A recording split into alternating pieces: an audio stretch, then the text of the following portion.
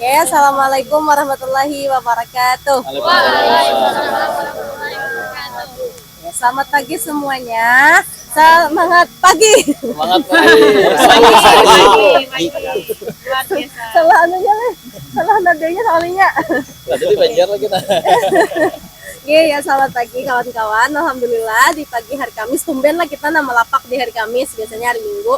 Hari Kamis ini bersamaan dengan pasar kerajinan. Sudahlah suaka pasar kerajinan. Kakak sudah ke pasar kerajinan kakak? Nah pas benar kalau kalah melihat pasar kerajinan. Pasarnya ini cuma ada hari Kamis saja di Amuntai. Oke. Jadi hari ini kita kedatangan tamu dari Kabupaten Teng Tabalong. Ada yang sudah kenal kah sama kakak Bahrul Ilmi, Kak Maulida, Kak Jahra, Kak Irma. ada juga Kak Irma, jauh lagi Kak Irma dari Kaltim apa lah? Nah dari Kaltim, Kak Irma. Jadi sini agak jauhnya dari bertamu di lampu merah kami tadi. Jadi dia iyalah bisa ya aja. Kan terus mau pertemuan dulu lah. Inggih bertamu sempat. Ya. Inggih.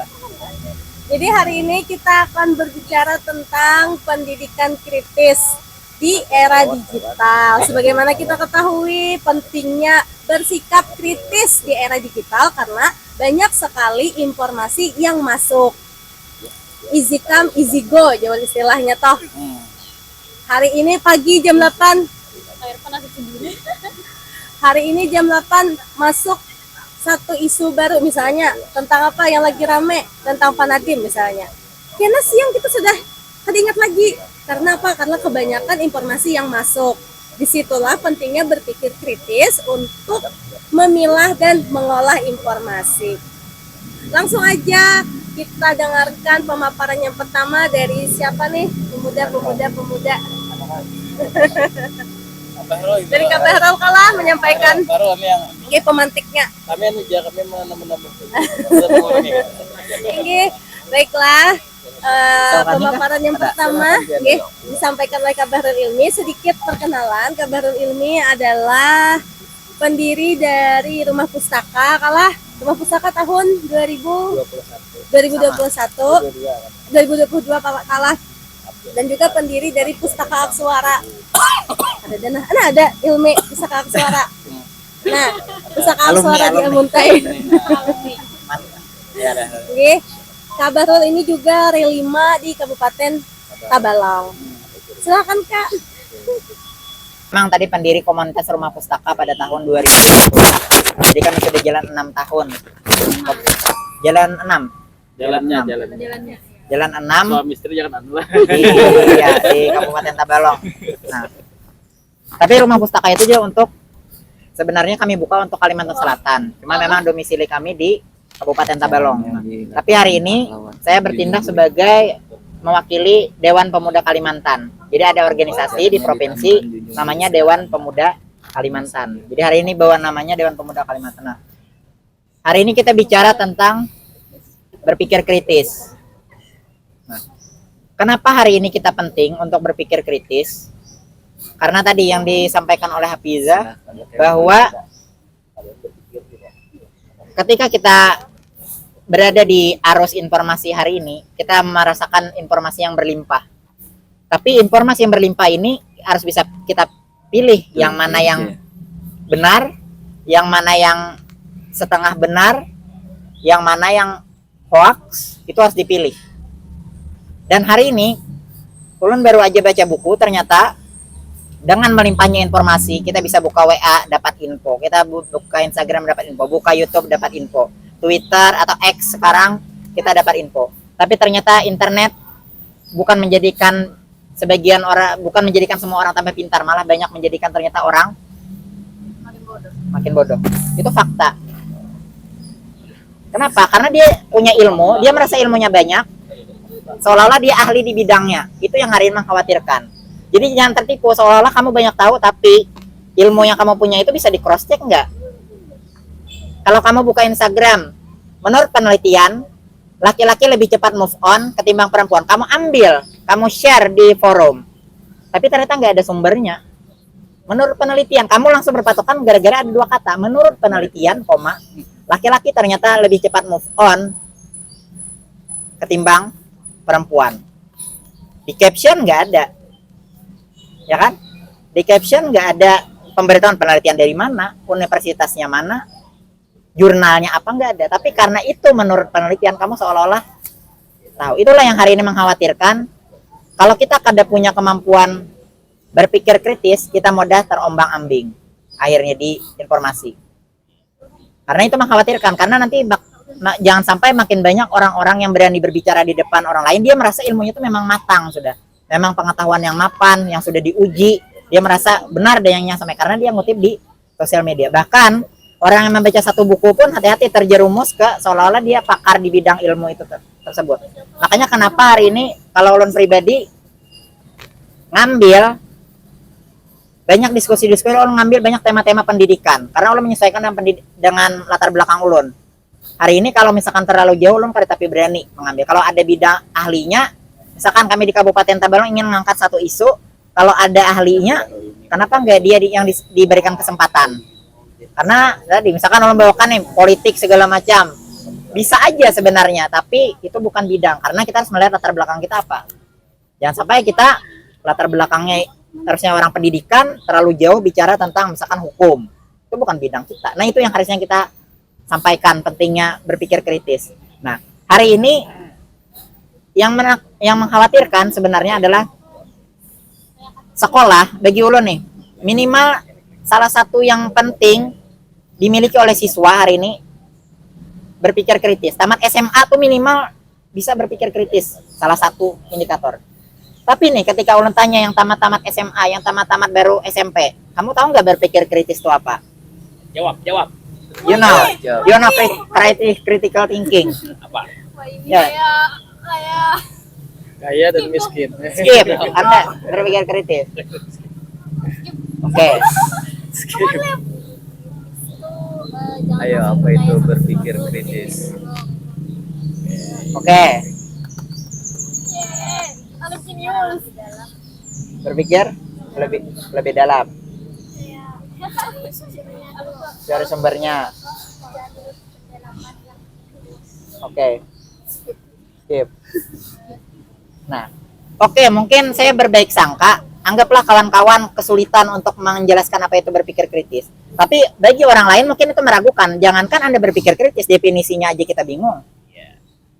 Itu yang hari ini orang khawatirkan anak SMA, jangan-jangan produksinya hoax terus nih. Yang dibagikan di Instagram hoax itu. Karena tadi pendidikan SMA minimal bisa berpikir kritis. Kan kita melihat, oh tidak semua kosakata harus dipakai. Karena itu jadi tren, karena anak muda banyak menggunakan kata-kata itu, pada kata itu kasar, akhirnya semua orang menggunakan itu, banyak yang menggunakan itu. Itu orang nggak berpikir kritis. Kalau Anda menggunakan diksi, Anda bicara misalkan bahasa Inggris, tapi Anda nggak tahu makna kata dasarnya aja nggak tahu. Oh, Anda bukan orang berpikir kritis, artinya gagal. Pendidikan kita sebagian, tidak semua sekolah, tapi sebagian sekolah kita akhirnya menghasilkan yang SMP, yang SMA, yang akhirnya jangankan berpikir kritis tadi. Bahkan maknanya aja nggak tahu. Itu yang mengkhawatirkan ulun hari ini sebagai mungkin orang yang coba terlibat dalam bidang pendidikan. Nah, di situ. Itu poin yang pertama tadi. Hari ini kalau kita nggak berpikir kritis, kita akhirnya nggak empati lah. Kita akhirnya nggak jadi orang empati. Kenapa? Karena tadi sosial media mungkin bisa mendekatkan kita dengan orang yang di luar kota. Tapi akhirnya dengan teman dekat kita nggak terhubung. Ngumpul di kafe asik main HP. Kita mungkin kenal dengan kawan kita mungkin di luar negeri atau di luar pulau. Tapi dekat dengan teman kita empatinya nggak ada. Orang bicara dia asik bicara. Itu kan orang-orang empati yang sebenarnya kurang. Itu yang hari ini kenapa berpikir kritis kurang. Nah, itu di tingkat SMP SMA. Ulun menemukan ya tadi salah satu hal kecil, nggak semua kosakata yang kasar harus kita gunakan karena orang-orang menggunakan. Itu kita kada berpikir kritis. Banyak orang merasa oh karena ini tren bisa diikuti. Tidak semua tren harus kita ikuti. Itu kemampuan berpikir di SMA. Artinya sebagian sekolah gagal mengajarkan berpikir kritis kepada siswanya. Yang tamat kuliah,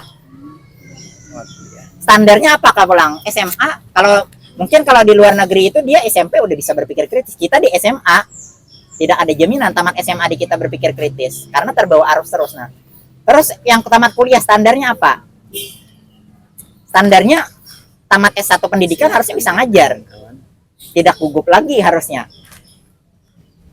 Ya kan? Itu salah satu standar kita tamat SMA. Nah, yang paling penting adalah kemauan untuk belajar. Itu kampus harusnya ngajarin orang setelah dia lulus S1, harusnya dia makin tambah belajar. Tapi kita hari ini menemukan banyak guru-guru yang akhirnya ya karena dia sudah, atau orang-orang yang sudah bekerja, ya dia cari uang aja lagi, nggak mau belajar lagi. Akhirnya orang banyak terjerumus. Jadi kalau kampus tidak menghasilkan orang yang mau belajar terus, kampus itu gagal sebenarnya. Karena salah satu pencapaian kampus tadi, lulusan yang dilepas ke masyarakat adalah mereka yang mau belajar. Itu kata kunci yang hari ini harus kawan-kawan ambil lah itu. Nah, ada salah satu cerita terjadi tren di Amerika Serikat. Jadi dia seorang koki. Karena seorang koki. Si koki ini dia jago masak. Dia bisa menghidangkan makanan yang enak. Yalah. Nah, tapi si koki ini berpendapat bahwa susu sapi yang tidak mengalami dipanaskan, kan susu sapi itu harus dimurnikan dulu, dipanaskan agar bakterinya itu hilang. Kan ada mengalami apa namanya, pasteurisasi kah itu istilahnya. Itu harus dimurnikan. Kata si koki, dia ahli memang buat masakan. Kata si koki apa? Susu sapi yang dicampur ke masakan itu tanpa mengalami pemanasan tadi, tanpa dimurnikan, itu masakannya nanti aromanya lebih harum dan itu lebih sehat. Kata si koki tadi, dia jago masak tapi dia menggunakan susu sapi tadi. Karena dia beranggapan apa? Sayur ketika dicuci langsung kita makan sebagai salad itu menyehatkan. Harusnya susu sapi tanpa dipanaskan, harusnya langsung dari sapinya itu langsung dibuat masakan, itu lebih aromanya lebih wangi dan lebih sehat. Jadi tren dia upload mungkin di sosial media, terus semua orang merasa wah koki ini karena koki terkenal, followersnya mungkin banyak, harusnya kita masaknya pakai susu yang langsung aja. Ternyata lewat penelitian diuji, ternyata susu sapi yang tidak dipanaskan itu sekitar 28 kali lebih mudah bakteri penyakit menyerang tubuh kita. Itu yang hari ini mengkhawatirkan ulun. Kita mengkonsumsi pengetahuan, tapi kita kadang mencek pengetahuan itu seperti apa. Dan ternyata hari ini ada istilahnya tuh efek Dunning-Kruger effect. Dunning-Kruger effect atau efek Dunning sama Kruger tadi. Itu dua peneliti. Ternyata yang mengkhawatirkan orang-orang yang sebetulnya tidak paham dengan yang ia sampaikan dan tidak punya kompetensi. Hari ini ternyata orang-orang itu tersebutlah yang mengisi ruang publik kita. Mereka seolah-olah lebih pakar ketimbang yang orang sekolah tadi. Mereka seolah-olah merasa wah aku tahu gara-gara baca sering buka slide tentang psikologi. Ternyata dia lebih psikolog ketimbang orang lulusan psikologi tadi. Karena apa? Dia merasa konsumsinya tadi lebih berat.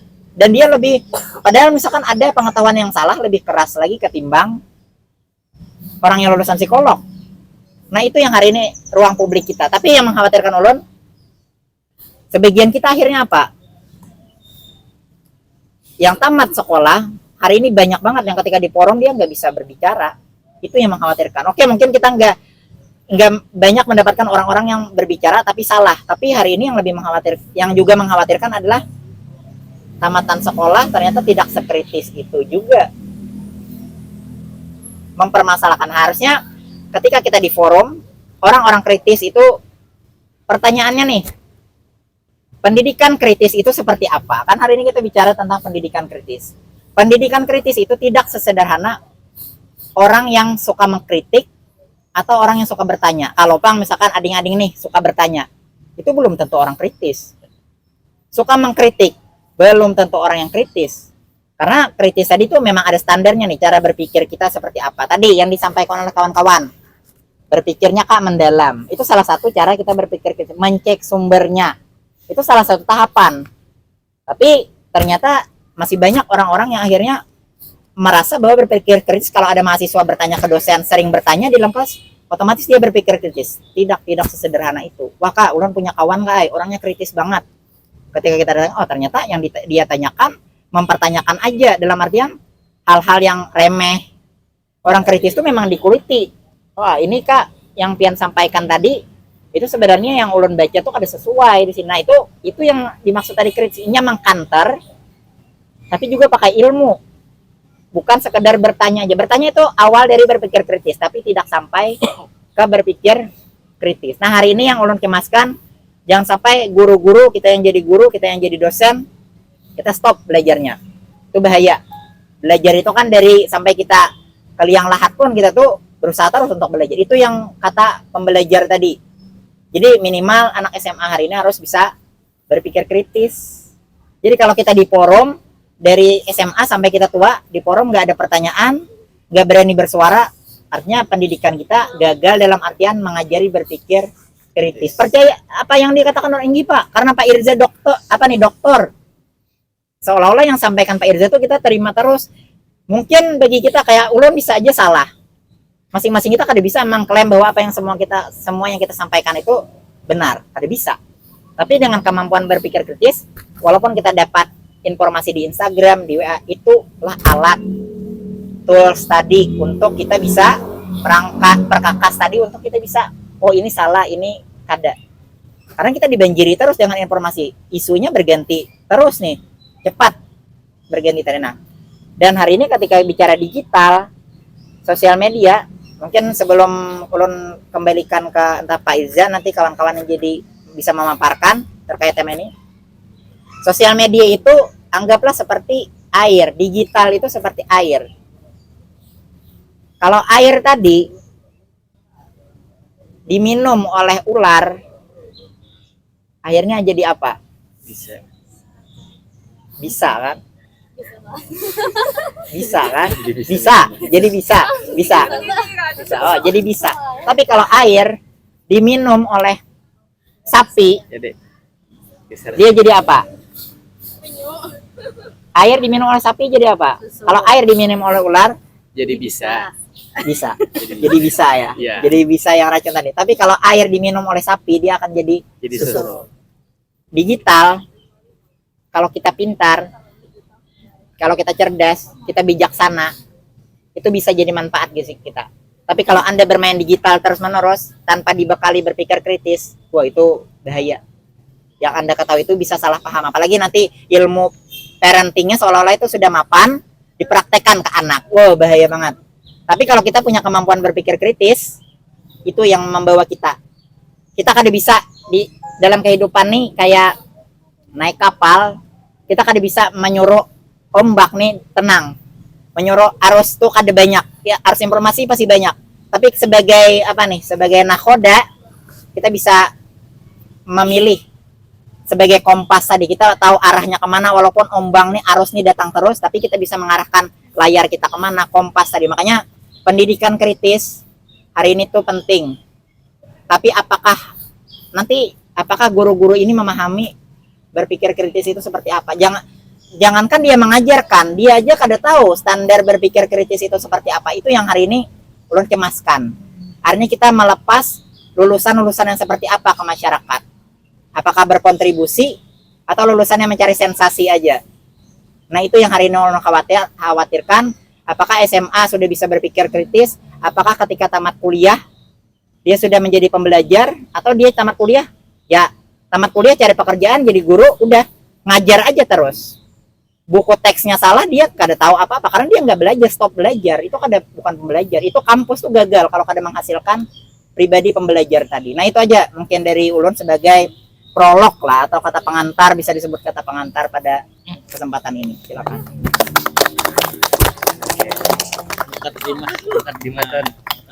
Oke. Irfan boleh. pakai bahasa Inggris. Sambil Selanjutnya buka kamus kita apa? mendengarkan pemaparan dari Ketua Inggris Don Amuntai yang banyak membawa anak buah.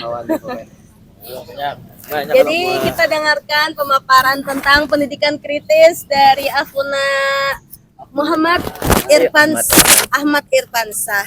Silakan. Woi. Dan itu sudah lekat dengan kehidupan kita. Dan pendidikan ini banyak. Seperti Kak Bahrul katakan tadi, air itu tuh normal aja, sama loh pendidikan tuh juga normal. Nah tapi siapa yang memberikannya itu yang bakalan mempengaruhinya, siapa yang meminumnya itu yang bakalan mempengaruhinya ya.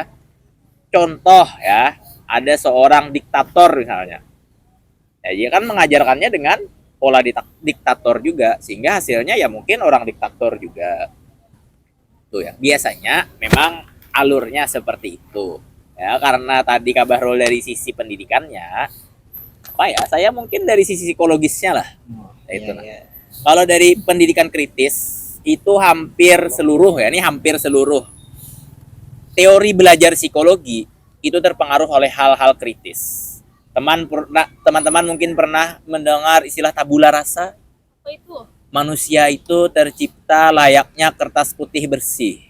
Nah, itu disampaikan oleh John Locke. John Locke itu bukan psikolog, tapi dia lebih ke penulis. Nah, cek aja di Google kalau ada. Nah, kalau saya salah juga bisa dibantah. Nah, itu kritis ya. Jadi John Locke bilang manusia tuh dulunya kan ada apa-apa. Nah, itu kan sedikit sejalan ya dengan ayat yang menyebutkan bahwa manusia itu awalnya memiliki fitrah, kemudian orang tuanya menjadikannya Majusi, kemudian menjadikannya Yahudi dan sebagainya. Kalau kita berkaca dari teori tabula rasa itu, kalau kalian percaya kalian nih awalnya kan ada apa-apa, nah yang membentuk kalian sekarang yaitu pola kritis tadi. Entah kalian bertanya akan sesuatu, entah orang menyampaikan informasi kalian akan sesuatu. Misalnya ada makanan di tengah jalan, apa yang kalian lakukan? Bisa dibuang. Ada yang mengambil. Mengambilnya berpadah ke datu atau kada misalnya. Ada yang berpadah, ada yang kada, ya kan? Kalau kalian lahir di sini, kalian cebok pasti pakai masa pakai tangan, pakai air. Tapi kalau kalian lahir di Belanda, di gurun, di barat, ya kalian pakai tisu biasanya, tidak pakai air, ya. Nah, itu tuh dipengaruhi apa ya, kritis tadi. Entah kritisnya itu dari diri kalian atau orang lain mengkritisi apa yang kalian lakukan. Contoh, misalnya kalian lagi kecil. Ini apa? Ini apa? Ini apa? Nah, itu kan bertanya terus. Responnya apa biasanya kalau kamu bertanya terus? Muyaknya. Selain itu ada yang lainnya? Ini apa? Ini ada yang dijawab pelan-pelan, ada yang bahkan dikacangin saja. Ya kan? Nah, itu tuh pola kritis yang terjadi di masa kecil kita. Nah, itu tuh dalam psikologi itu termasuk dalam teori behavioral atau kelakuan kita, ya. Apa kelakuan kita itu respon lingkungan apa? Nah, itu yang membentuk kita. Makanya ada istilah yang strict parent katanya, ya kan? Ada istilahnya orang itu pendiam. Kenapa orang itu pendiam? Biasanya ya memang karena pertanyaannya kada dijawab. Ada orang yang betakun terus. Ya mungkin masa kecilnya kalau dia betakun dijawab aja pertanyaannya, sehingga dia muncul dari awal dari sikap kritis. Apa tadi awalnya bersikap kritis itu bertanya. Kalian sering tidak bertanya-tanya. Ada yang bertanya aja jawabannya kada dapat, ada juga.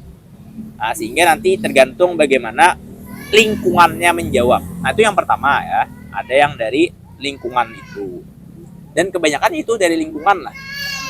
Biasanya terpengaruh dengan lingkungan itu. Nah, disitulah kritis itu membentuk perilaku kita. Dalam sekolahan ya mungkin bukan Sidin yang menjelaskan. Tapi dalam kehidupan itu Bang dah. Kalau kita misalnya kaget ada dahan pohon jatuh, apa yang kita ucapkan misalnya? Astagfirullah. Tapi ada juga, pohon ini katanya. Nah, itu kan sikap kritis kita tuh. Kita tidak bisa mengatur lautan yang gelombangnya banyak tadi. Kita kan bisa mengatur pohon ini jatuh itu kapan. Tapi kan kita bisa mengatur bagaimana sikap kritis kita terhadap dahan itu. Nah, itu tergantung hal apa? Ya dari masa kecil kita tadi atau dari orang-orang sekitar kita. Kalau orang sekitar kita pernah kejatuhan pohon misalnya, menyalahkan pohonnya, ya mungkin kita akan menyalahkan pohon juga. Atau kalau kita bingung, kayak Pak, Mak, Bah misalnya bila kita tuh diguguri pohon, ya kan aneh pertanyaannya kan? Respon kita terhadap pertanyaan itu apa? Masa orang keguguran pohon sawat aja, ya kalau dijelaskan kan mungkin anak itu bisa lebih paham dengan situasi yang terjadi.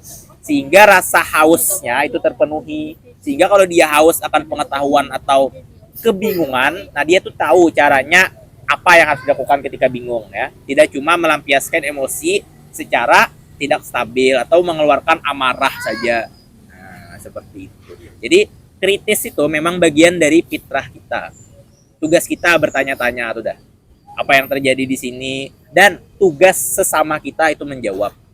Apalagi dalam tradisi muslim, kita tuh disuruh wa tawasau bil haq wa tawasau bis sabr. Masya Allah. Kita tuh harus sama-sama saling mengingatkan. Bahkan kalau teman kita tadi keguguran dahan pohon misalnya, mengucapkan kata-kata kotor, ya harus diingatkan, jangan berkata seperti itu. Ya memang kita tidak bisa misalnya mengatur pohon, tapi kita bisa mengatur emosi.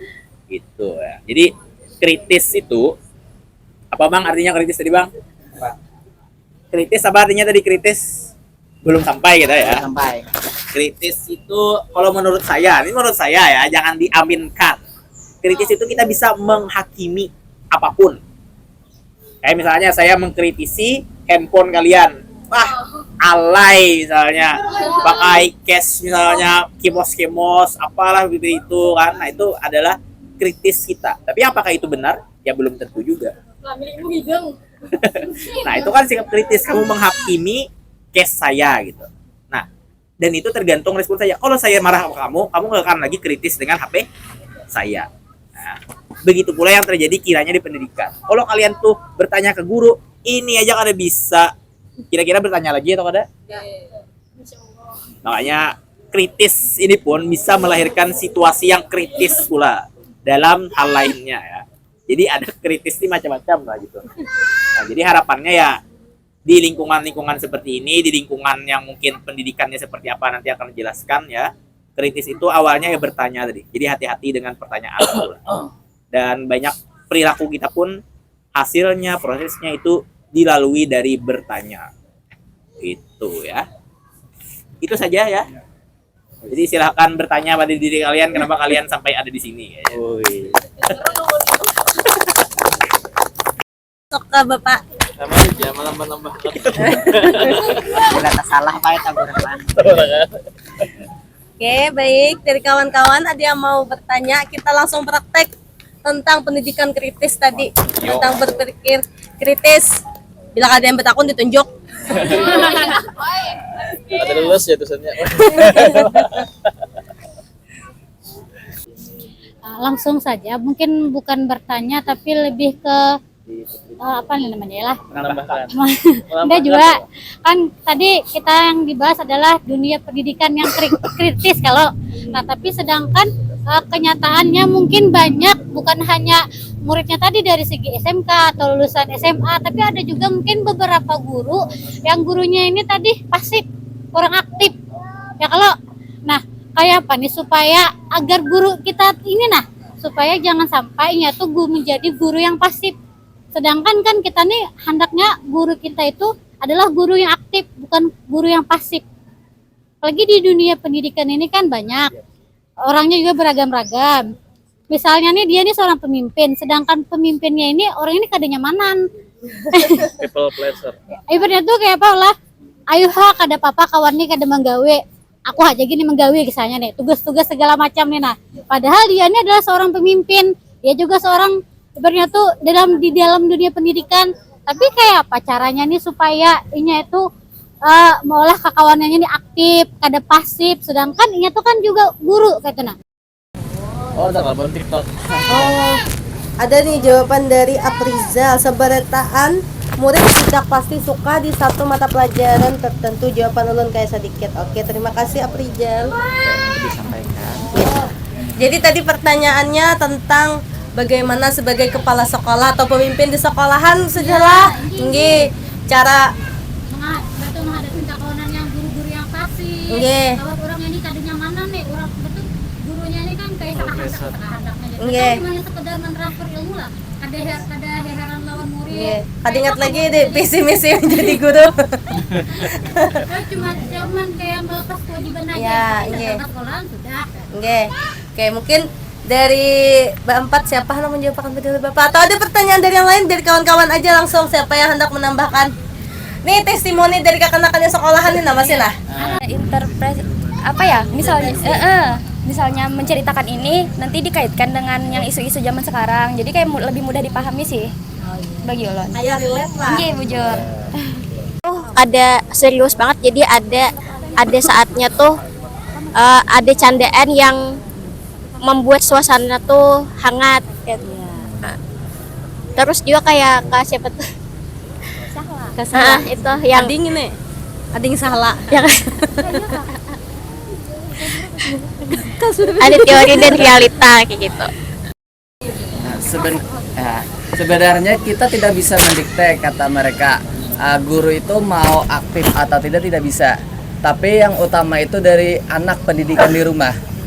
Ketika anak itu belajar di rumah, dididik oleh orang tuanya aktif, otomatis energi aktif itu akan menyebar luas di sekolah.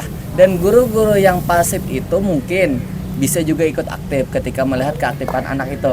Energinya Ada. Itu tadi sedikit dari kawan-kawan di TikTok. Oke. Itu aja. Karena kita nambah.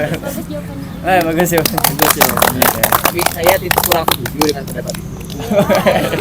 Soalnya kan kadang ada juga bang Why? Because betis. Oke. kayak apa misalnya kan anak-anak asrama tadi Saya pakai bahasa Indonesia karena ada teman kita dari Malang atau mana kemarin?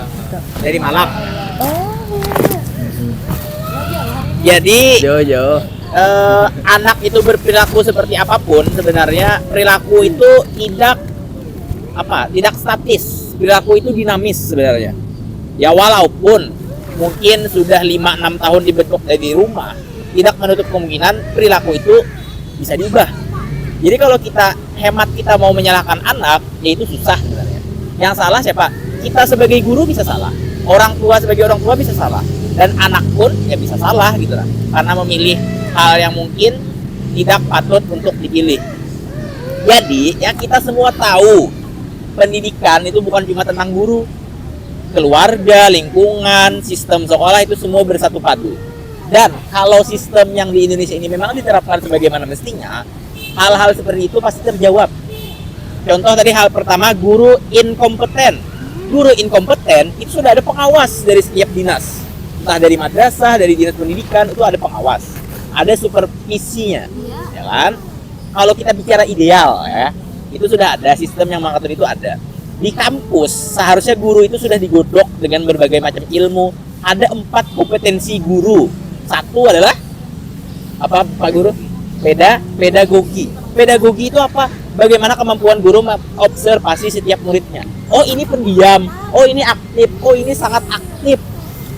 Bagaimana kita bisa memanipulasi sekiranya orang-orang yang kita tahu karakternya ini bisa mencapai kapasitas maksimumnya di bidangnya masing-masing. Itu kan kemampuan pedagogik Pak Guru.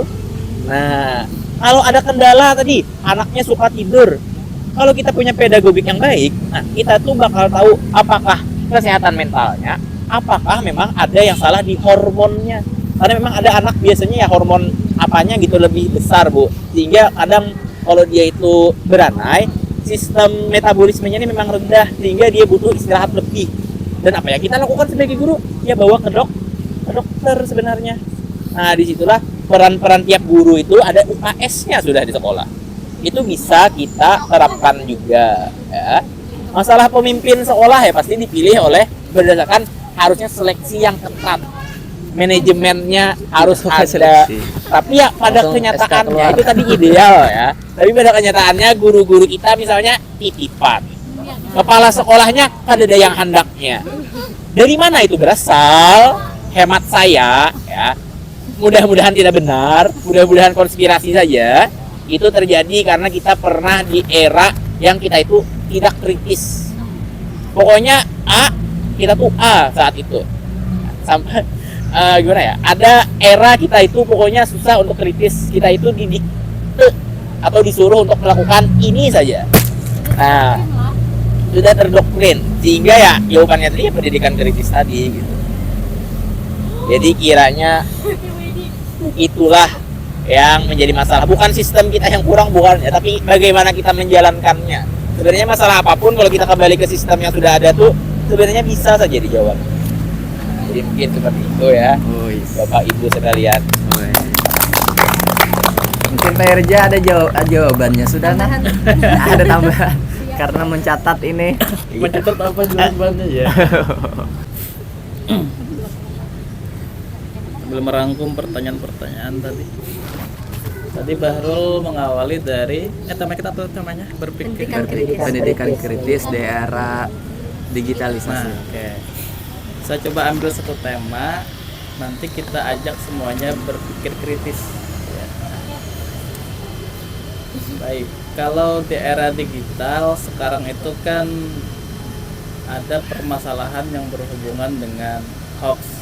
Nah, kita coba diskusikan dulu, nanti kawan-kawan sambil coba analisa apa itu berpikir kritis. Nah, kira-kira hoax itu positif atau negatif?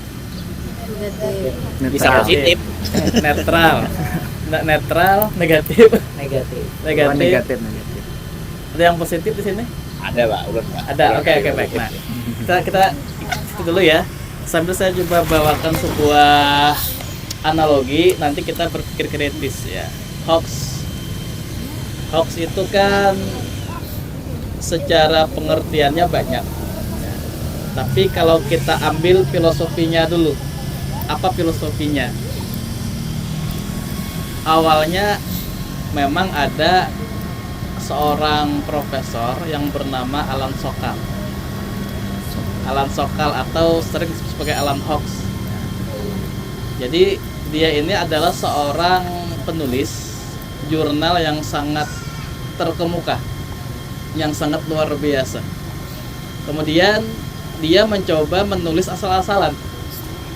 Karena udah punya nama kan, terkenal, tentunya setiap karyanya pasti dipuja-puji. Karyanya apa saja dipuja-puji ya. Kemudian dia dengan sengaja menulis sebuah jurnal yang berantakan. Latar belakang berantakan, teori berantakan, metode berantakan dan sebagainya. Tujuannya apa? Tujuannya untuk menguji kecerdasan dari redaktur majalah. Kira-kira kalau redakturnya ini membaca berantakan, mengkritik, artinya redaktur ini adalah orang-orang yang cerdas. Dia uji dulu, itu berantakan tulisannya.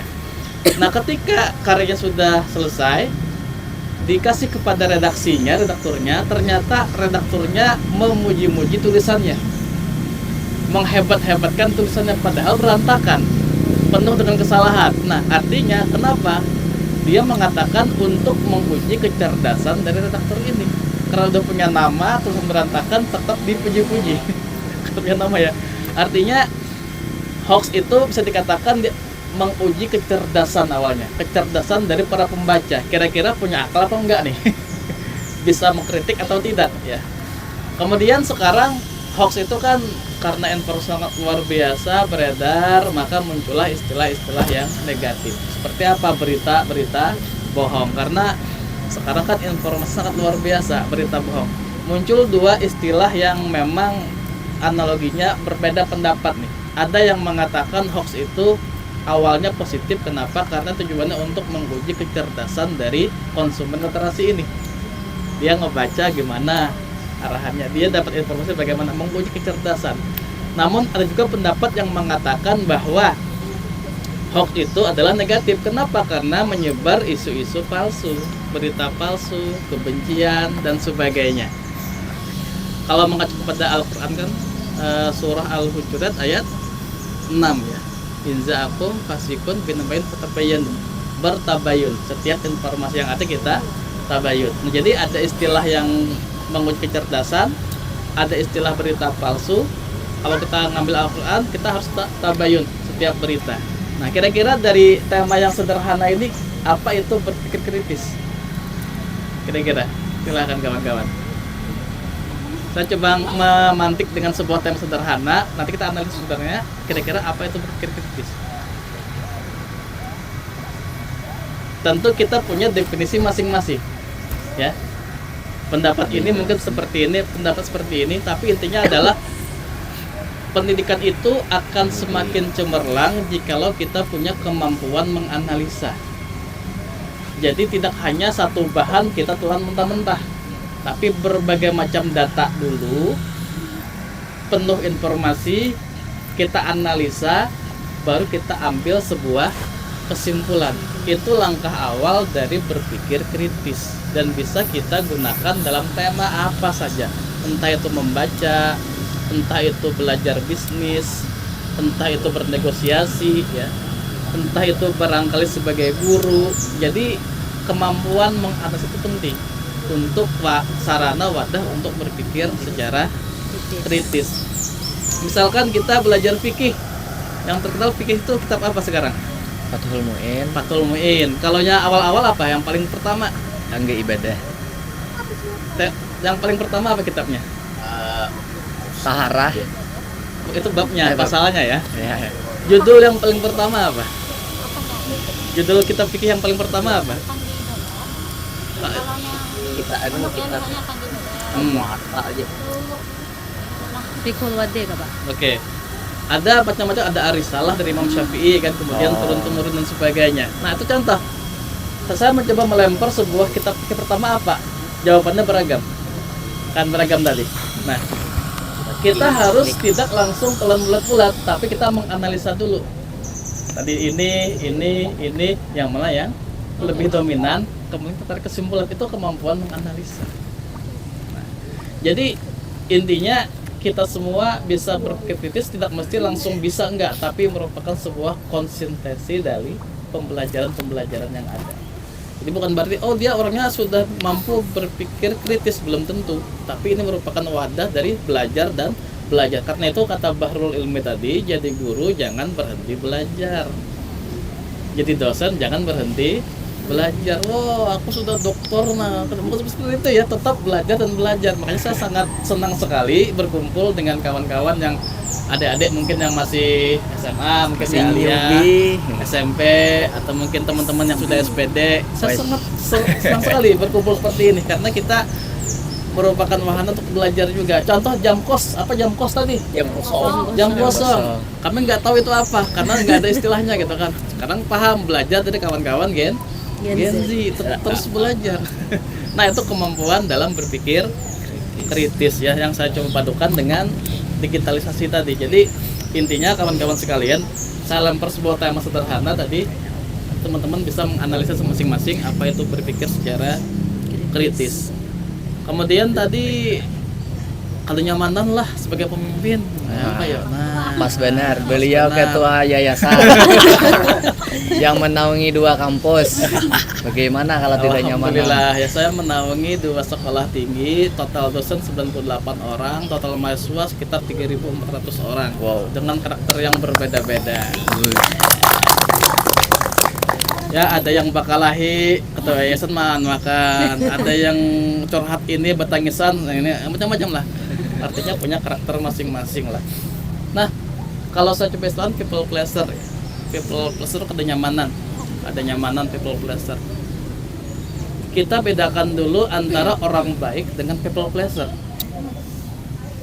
Kawak kabeh hutang, kawak kabeh hutang lagi, pokoknya baik kan orangnya lah. Orang baik dengan people pleaser tipis, apa bedanya? Nah, coba kita lempar dulu, bisa nggak membedakan apa itu people pleaser, apa itu orang yang baik hati. Kira-kira apa bedanya? Kita bukan diskusi dulu. Bila kada menjawab ditunjuk. People pleaser itu orang yang kada nyamanan. Orang tidak enak. Nyamanan. Nah, kalau kamu hutang duit, kawan-kawan itu people pleaser ya. Menjawabkan. Oke, coba bedakan dulu. Sebelum kita buka diskusi dulu, nanti kita berpikir masing-masing ya, apa itu people pleaser, apa itu orang baik. Kira-kira apa? Kalau ulun talah Ya, betul. silakan. Kalau menurut ulun Pak, kalau baik hati itu antara kita dan orang yang kita bantu itu merasa sama-sama nyaman. Nah, Kalau oke. people pleaser ini Pak, kita membantu orang lain, kita terganggu, tersiksa lah Pak. Tersakiti lah. Nah, itu contoh ya, betul Oke. sekali. Jadi beban lah kita membantu orang. Ya. Nah, itu. Nah, oke, definisi pertama dari Hafizah ya. Oke, ada lagi yang lain? Ya, ada kamar Merda. Nah, ya. Seorang pengacara dari ini. niat yang tulus dari kita Iya. membantu. Tapi kalau people pleaser kan mungkin ada kenyamanannya, terpaksa ada mungkin membantu. Jadi Oke. mungkin ada niat tulusnya, kadang ada juga ada niat tulusnya. Terpaksa. Oke, bagus. Walaupun itu pekerjaan. Nah, Wah, Nah, Kita karena beliau seorang ya, pengacara. kita fokus ke pemimpinnya. Baik, kalau saya pendapatnya macam-macam, tapi satu kata saja. Ketika kita bilang tidak, kemudian tidak nyesek di hati. Ya, contoh, sawakani Pak Irja, kalau kamu hutang tidak, kata saya. Kalau tidak membekas di hati, artinya itu kita bukan people pleaser. Kadang Pak Irja, kalau kamu hutang tidak, kadang kepikiran, sarika kadang ke orang ngeleh. Kata nyaman aku nah kawanan, nah itu people pleaser. Nah intinya kalau satu kata kita bilang tidak nyesek di hati, artinya kita sudah membedakan antara people pleaser sama baik hati tadi.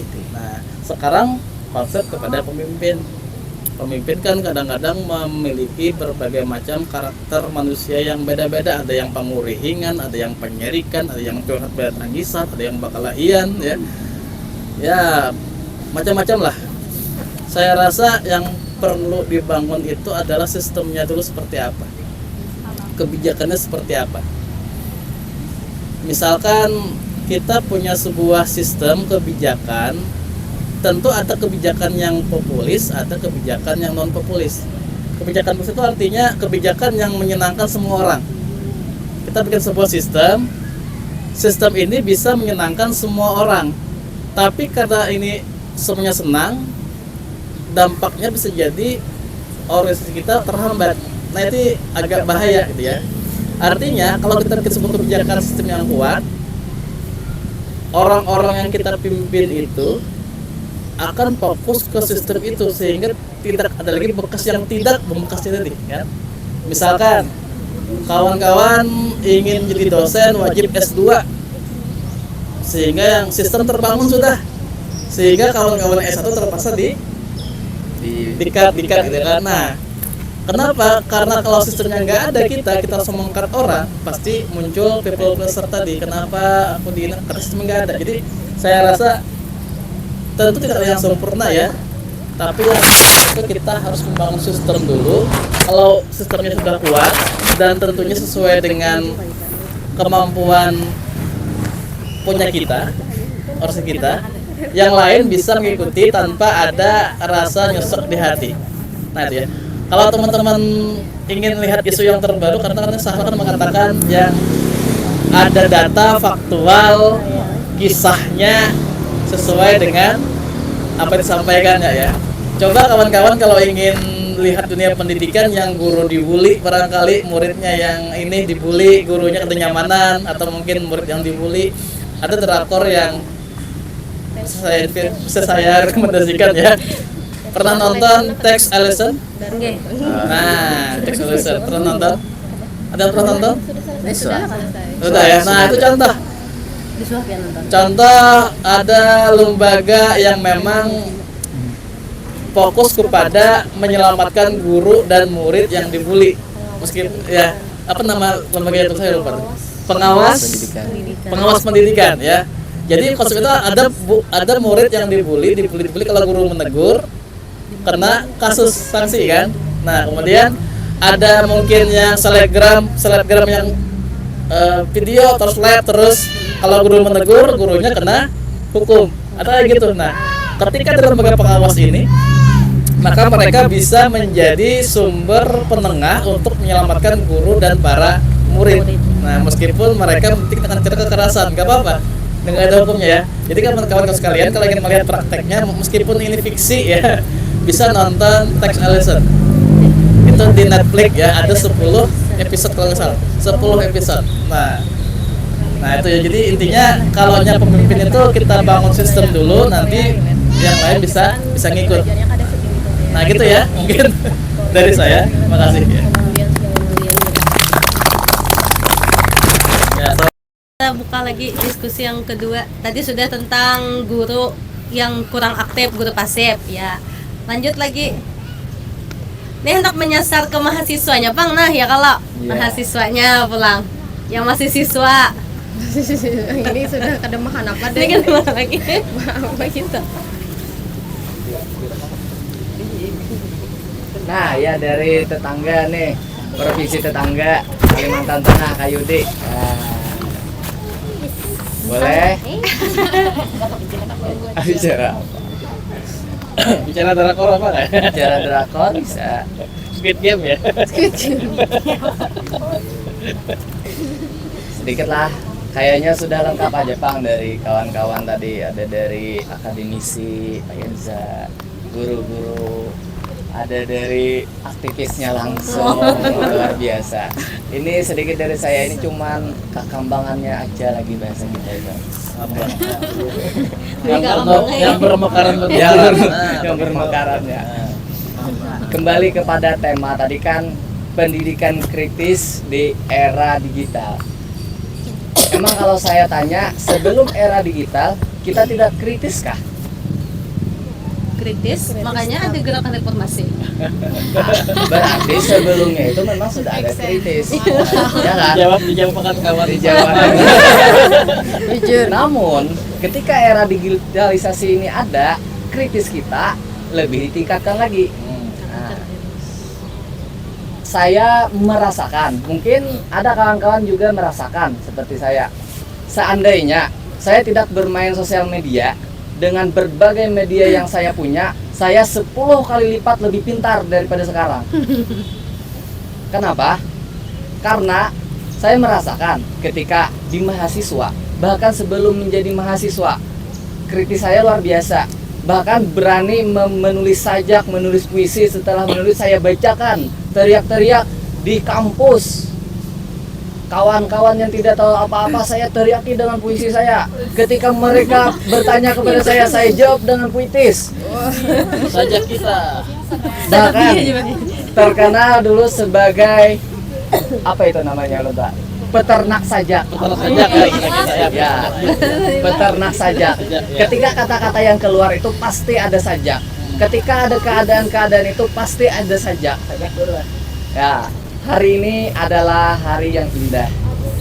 Bunga-bunga bermekaran, tapi tidak setajam yang dulu lagi. Nah, itu saya merasa tidak setajam yang dahulu lagi. Karena apa?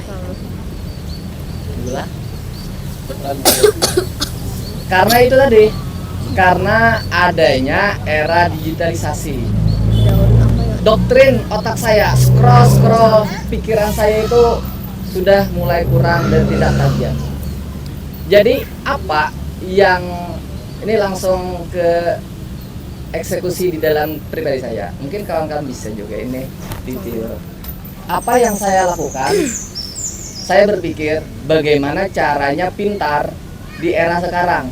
Baca buku tidak cukup, mendengar podcast tidak cukup. Jadi hal yang saya kerjakan yaitu memiliki ruang pribadi di kamar. Bahkan istri saya saja ketika saya masuk ke dalam ruangan itu tidak berani bicara, tidak berani memanggil, karena itu adalah waktu untuk saya sendiri. Me time.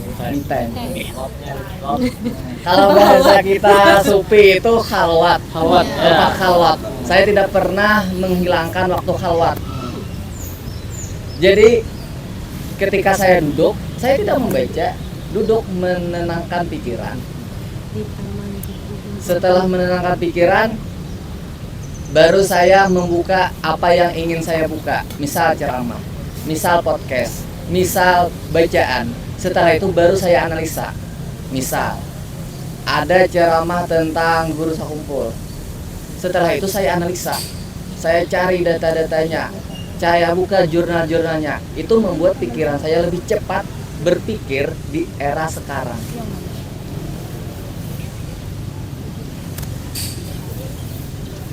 Apakah cara itu satu-satunya? Tidak juga. Mungkin ada dari kawan-kawan cara-cara selain itu ada. Tapi itu cara yang saya lakukan. Boleh ditiru, boleh juga dengan cara kawan-kawan. Jadi saya mungkin di sini ingin meminta kepada kawan-kawan juga lah cara efektif di masa sekarang agar bagaimana mendapatkan informasi yang benar, berpikir secara kritis dengan bagus. Nah, mungkin cara saya di situ seperti itu tadi. Kawan-kawan, ada cara yang lain boleh disampaikan. Dari siapa dulu? Ini kalau tidak ada mada bicara ditunjuk pulang.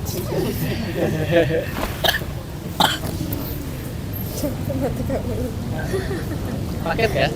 Paket apa? Oh, paket. Rubik. Oke, dari kawan-kawan, apakah ada cara ini? Kamera bisa kan? Boleh.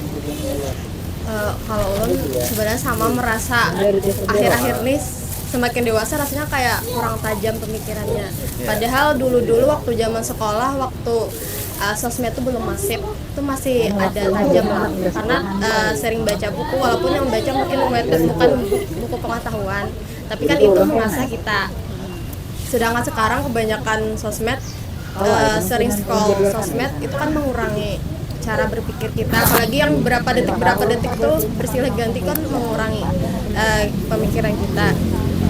Terus yang ulun lakukan tuh detox sosmed yang pertama, jadi dibatasi sehari mungkin sejam aja atau berapa lama. Terus ulun lebih banyak mempertanyakan segala hal, atau mungkin dari diri sendiri misalnya. Jadi filsufam. Maksudnya supaya kita tuh terbiasa mempertanyakan mulai dari diri sendiri, misalnya mengapa hari ini mengapa dan mengapa itu. Jadi misalnya ada berita dan lain-lain, kita tidak langsung mempercayai, bisa mencari datanya dulu, dan ulun terbiasa untuk melakukan riset juga. Riset. Kurang lebih saja ya. Ya, kurang lebih sama. Dan baca buku mungkin salah satu, tapi itu hal yang umum mungkin. Nah, itu salah satunya, mungkin dari yang lain. Oke, dari Kamaulida misalnya dari Tanjung boleh apa Lain cara dari Tanjungnya lah. lain nggak caranya Untuk mendapatkan informasi, cara Mengurangi Anda saja. burnout lah itu adalah. cara untuk mendapatkan informasi, Yes. untuk lebih kritis lagi, Yes. fokus banget. Kalau dari ulun sendiri pun masih perlu banyak latihan. Karena kalau kita buka HP itu pasti kita kan selalu mencari hal yang kita senangi lah. Dan algoritma itu bermain. Iya. Kalau kita buka pasti yang muncul yang kita senangi lah. Jarang yang muncul itu yang bertolak belakang dengan pandangan kita. Pasti muncul yang hal yang terus kita sukai. Kalau supaya betah. Dan ulun sendiri pun kalau untuk bisa fokus untuk mengkritisi sebuah informasi, ulun selalu menanamkan lah ke diri ulun untuk bersikap skeptis ragu. Kita meragukan segala hal. Kalau yang sesuatu yang sudah ada hukumnya seperti agama itu kan sudah pasti kadang-kadang kita memungkiri gitu kan. Tapi kalau ada hal informasi yang tadi disampaikan oleh seseorang, kita harus skeptis dulu. Oh ini bujur kah kayak itu nah. Kalau orang ini berpandir ada bukunya, otomatis lolos dah. Setidaknya lolos, oh ini ada bukunya. Ada penulisnya. Sudah betul. Tapi kalau dia masih menyampaikannya masih cocok logi, itu perlu kita kritisi lagi, ini benar apa enggak. Apalagi kalau berdasarkan pengalaman pun, pengalaman tiap orang pasti beda-beda. Itu masuk ke khusus lagi gitu kan. Jadi kita perlu menanamkan sikap skeptis, ragu. Jadi kalau untuk mendapatkan informasi, tentu kalau ulun pun harus ngambil dari buku juga tadi. Dari buku, dari jurnal juga. Kadang kalau masih belum cukup, kita pasti perlu diskusi lah. Pasti perlu diskusi. Kita perlu wadah. Salah satunya kan wadah seperti ini, kita bisa mempertanyakan lagi apakah gagasan kita udah benar. Kita bertanya lagi sama teman-teman yang mungkin di sini sudah expert di sana. Itu salah satu kita untuk bisa kritis dari skeptis tadi, dari mempertanyakan segala hal itu bisa. Bukan berarti jadi sufi lah kayak itu makanya. Itu salah satu lah ibaratnya tuh mengasah, merangsang. Iya. Kalau dari HP pun ya salah satunya kalau doom scrolling itu emang ulun pun mengalami gitu nah, untuk men-scroll segala macam. Tapi sebagai pribadi kita perlu mengingatkan diri, kembali lagi ke batasan tadi. Kalau main HP boleh aja, tapi kalau terlalu banyak, nah itu harus ada batasnya. Diri sendiri susah, jadi harus pakai aplikasi kan mungkin. Iya bisa lebih batasinya. Jadi lebih ke sana biasanya. Ada yang mau jawab lagi kah? Satu saat di TikTok. Nah biasanya tuh kalau di TikTok kalau dapat informasi biasanya lebih lagi cari lagi ke pencarian lagi, lebih cari lagi yang lain. Jadi videonya tuh sama aja yang informasi yang ada. Jadi kita lebih banyak lagi di perspektif yang lain, video-video yang lain. Itu aja sih ulun. Tapi masih main di HP, biasanya juga Google bisa, atau kalau ada kata yang ulun kurang tahu masih bisa di KBBI dunia ulun gitu. Itu aja. Oke, terakhir dari Alif. Olahraga yaitu kardio itu menurut penelitian, karena kan mungkin selama ini orang taunya cara mempertajam itu dengan main pojol dan lain-lain, ternyata dengan cara olahraga seperti kardio tadi. Dengan kardio. Sepedaan kardio. Ya. Sepeda buku itu, sepeda buku. Makanya ketika sampai tajam langsung pikiran. Jadi sebelum belajar bagusnya olahraga dulu. Jadi jadi jar di sekolah harusnya setiap pagi sebelum melakukan pembelajaran olahraga dulu, kayak penjaskas dulu paginya. Gitu. Jadi pas belajar sudah otaknya sudah fresh, bisa bekerja.